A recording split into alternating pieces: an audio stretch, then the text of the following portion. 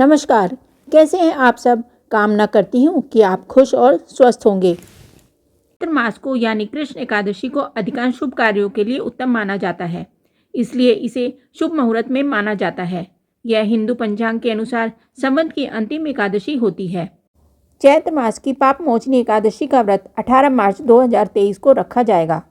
एकादशी का व्रत सभी उपवास व्रत में सर्वश्रेष्ठ माना जाता है। चैत्र एकादशी को यानी कृष्ण एकादशी को अधिकांश शुभ कार्यों के लिए उत्तम माना गया है। एकादशी का व्रत रखने से मन प्रसन्न रहता है और शरीर की शुद्धि होती है। मन आपके नियंत्रण में रहता है। यह व्रत भगवान विष्णु के लिए किया जाता है। इससे कई गुना शक्ति आपके शरीर में आती है। आपके घर की आय में वृद्धि होती है। परिवार में सभी लोग निरोगी रहते हैं। इसके साथ ही क्षय बीमारी कभी नहीं आती। इस व्रत को करने से मोक्ष की प्राप्ति होती है। एकादशी व्रत में श्री हरि की पूजा के बाद कथा को जरूर सुनना चाहिए। पाप मोचनी एकादशी तिथि के शुभ मुहूर्त की शुरुआत 17 मार्च को रात 2:07 पर शुरू होगी। 18 मार्च को सुबह 11:13 तक इस तिथि का समापन होगा। तिथि के अनुसार पाप मोचनी एकादशी का व्रत 18 मार्च को रखा जाएगा। इस व्रत का पारण 19 मार्च को होगा। पारण का समय 19 मार्च 2023 सुबह 6:28 से 8:08 तक रहेगा। पाप मोचनी एकादशी व्रत की कथा स्वयं ब्रह्मा जी ने नारद जी को सुनाई थी। कथा के अनुसार प्राचीन समय में चित्ररथ नामक एक बहुत सुंदर वन था। इस वन में देवराज इंद्र गंधर्व कन्याओं तथा देवताओं सहित विचरण करते थे।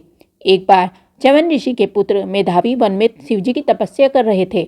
उस समय वहां से गुजर रही मंजू घोषा नाम की अप्सरा की नज़र मेधावी पर पड़ी और वह मेधावी पर मोहित हो गई। अपने प्रेम के जाल में मेधावी को फंसाने के लिए मंजू घोषा ने कई प्रयास किए।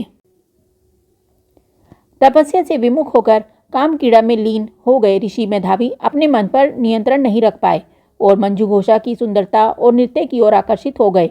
वे शिव भक्ति से विमुख हो गए। इस तरह मेधावी मंजू घोषा के साथ रति कीड़ा में 57 साल तक लीन रहे।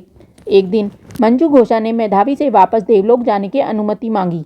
तब मुनि को आभास हुआ कि वह अप्सरा की वजह से शिव भक्ति से विमुख हो गए। उन्होंने उसे इस घोर पाप का कारण माना और श्राप दे दिया।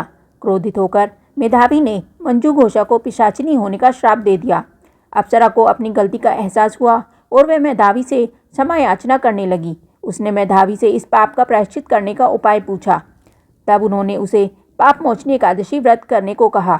पाप मोचनी एकादशी व्रत के प्रताप से मंजू घोषा के सारे पाप मिट गए और वह पिशाचिनी देह से मुक्त होकर देवलोक चली गई और वहीं काम क्रीड़ा में लीन रहने लगी।